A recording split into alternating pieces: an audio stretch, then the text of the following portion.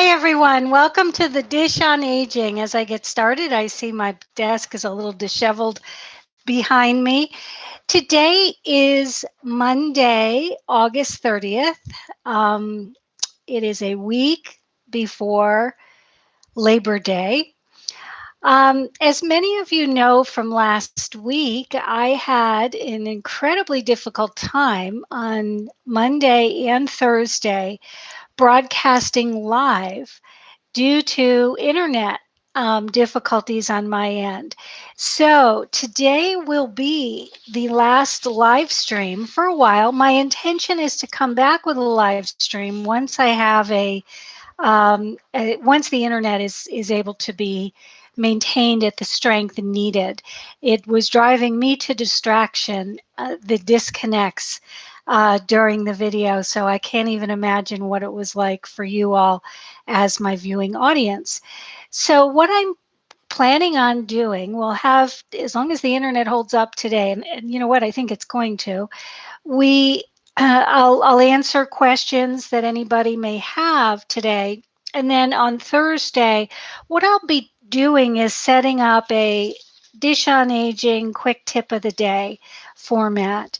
And each day I will be discussing in a small format, 10 to 15 minutes, whatever the quick tip is.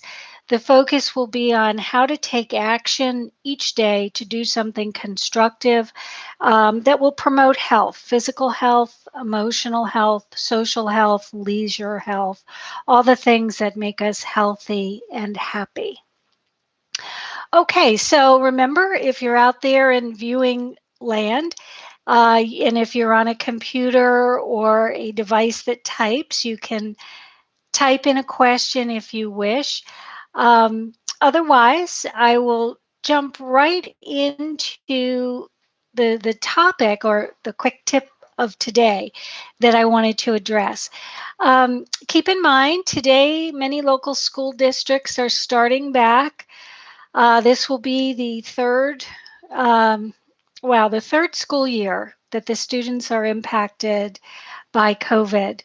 Um, let's see how it goes. We could have some tense moments in our neighborhoods, in our communities, or hopefully not. Hopefully, it'll just, with all the bickering over the summer, especially the last couple of weeks about to wear masks, not to wear masks, what's going to be mandated, what isn't. Hopefully, it'll be a smooth transition back to school for the local students. And some districts are starting next week after Labor Day. So we're still here in the Philadelphia area. We're still experiencing upticks in cases. It's primarily among the people who are not vaccinated. What's happened in the last 2 weeks, we've had all kinds of employers that have stepped forward and said we're going to, require mandates as vaccination mandates as a requirement of continuing to be employed. That's what I was starting to talk about last week during one of the live feeds that the internet started going haywire. I did receive an email last week from one of the healthcare facilities that I'm affiliated with. They're actually a local hospital system, and they said they needed a copy of my vaccination card, which I have. I'm fully vaccinated. I have been for months. So I send them a copy of my card. And I was surprised that actually it took them so long. They seem to have waited until after the FDA fully approved Pfizer before asking the employees. I'm technically not an employee at the hospital system. I go in as a consultant. But I do have to follow their vaccination requirements. Before the pandemic, when I was going into the buildings, again, I only provide geriatric care. So all of my patients are medically compromised, generally speaking, medically vulnerable over the age of 65.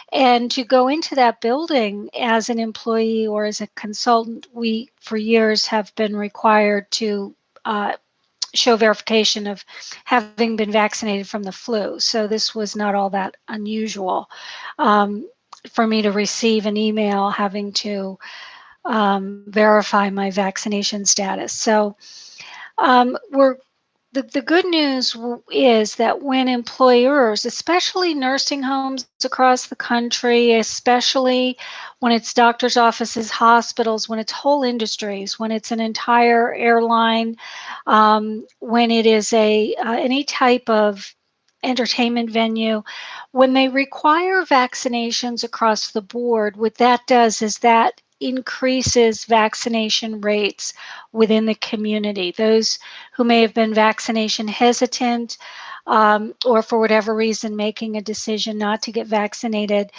if they have to get vaccinated to continue to have their job, oftentimes people will get vaccinated, although it's not absolute. So we are expecting to move forward, I think, in a positive way with the start of the school district. Some districts requiring masks, others not. Remember, you can always wear a mask, as I do when I go out. You can always social distance as well, even if we don't have a mandate. And the local new COVID cases generally are amongst the unvaccinated. It's just we're keeping an eye out on that 8-month mark with those of us who have been vaccinated already to anticipate needing a booster shot at about our 8 months from our second shot. So that's going to be our fall as we move forward. So my tip of the day, as we are the last week, today and tomorrow in August, we're starting into our fall and then our winter seasons. And what I want to encourage each person to do today in terms of taking constructive action, I want everybody to think about activity today. I want you to find one activity. I'm not talking about exercise. For some people, it's about getting on the bicycle, it's doing a Peloton video, it's a cycling kind of program where there's a live coach on the other side of the TV, and there's sort of like people can be, I think, potentially across the country all cycling at the same time. Um, for many of us, where if you're in that, you're training, you're doing a formal exercise, you're playing tennis, you're out playing golf, you're running, you're walking, you're um, doing cycling, then continue to do that. In addition to that, today I want to talk about overall activity, because many of us during the fall and winter months, when it starts getting cold out, we tend not to be as active. And it sometimes it's just because it's cold, we don't want to put our coat or mittens, our gloves, and our hat on. But what I find is sort of unbelievable that locally here, there is a ton of things to do in the summer months. There are some things to do in the fall months, and then next to nothing to do as we get into January and February. So today's tip of the day, I want each person to be thinking about activity level for today, Monday, and I want you to use as your comparison, what did you do last week in terms of activity? Activity can be, I don't know, going shopping, maybe a little bit of gardening, maybe cleaning the house, but it doesn't have to be that. Maybe walking across the yard to have a conversation with somebody, maybe taking a drive to the mall to sit at a distance to have a conversation with friends at a coffee shop. I want you to think in terms of your physical activity today and to start coming up with ideas. What is one new or different activity you can do today that you didn't do last Monday? Keep in mind your ability level. I was out with the dog this morning, and for some reason, the humidity was affecting me. It doesn't usually, and so I had to the puppy is fine with it. He wants to run around in that pea soup humidity. To me, it's too hot, but he wants to run around. I had to have a shorter walk this morning. Instead of a regular 10 to 15-minute walk, I had to cut it to 3 minutes and said to the dog, okay, we're done now. We need to keep in mind environmental challenges and good days, bad days. Also, keep in mind pain. One of the things that I'm always concerned about when I talk about activity level is that somebody will hear what I'm saying and then rush out to do it, and then they find themselves very uncomfortable with either foot, knee, or back pain. Keep in mind when you're looking at activity, follow what your doctor has recommended. In general, this can be a super challenge for people who are living with chronic back or knee or foot pain, and sometimes it is all of the above. And the challenge is to find new activity without aggravating pain. And that's what I want people to figure out how to do. Somebody may say to me, well, as long as I wear the right shoes and I only walk for a few minutes at a time and then sit on a bench, I'm generally okay and I feel more energized. For some of you, and a lot of times it depends on each one of us, what's our diagnosis and then what is our doctor told us. For example, if our doctor has told us you have osteoarthritis, it's going to be uncomfortable to go out and start moving. But the more movement you do, however slow, and for however many minutes at a time, even if it's only for 2 or 3 minutes at a time throughout the day, then you will find that you have less pain by the end of the day and that you'll sleep better. And so your doctor may encourage you to engage in movement during the day. Somebody else may have, we've all heard this, their knee is what's called bone on bone, and their doctor wants them to get a knee replacement, and they've decided that's just not something they're comfortable with. That is going to be a situation where your doctor may say to you, I don't want you walking even minimally. I want you to be with this walker to help support your weight. I want you to use your wheelchair, have your family push you in the wheelchair when you go to the mall or when you go out anywhere, because that bone on bone is only going to make your knee and your pain worse. It actually aggravates the injury of the bone on bone. So keep that in mind. Not everybody, you might sound like what I'm saying is complete common sense. But you would be surprised. Um, for so many of us, our health and health problems and aging is so new. We might have gone 50, 60, 70 years where we could roll out of bed and walk the dog, and that was no big deal. And so when our doctor says to us, no, you can't walk the dog anymore, that's only going to aggravate your pain. And I've heard people tell me, my doctor says if I walk the dog every day, I'm going to be in a wheelchair in 2 years. If I don't walk the dog, I'll be in a wheelchair in 4.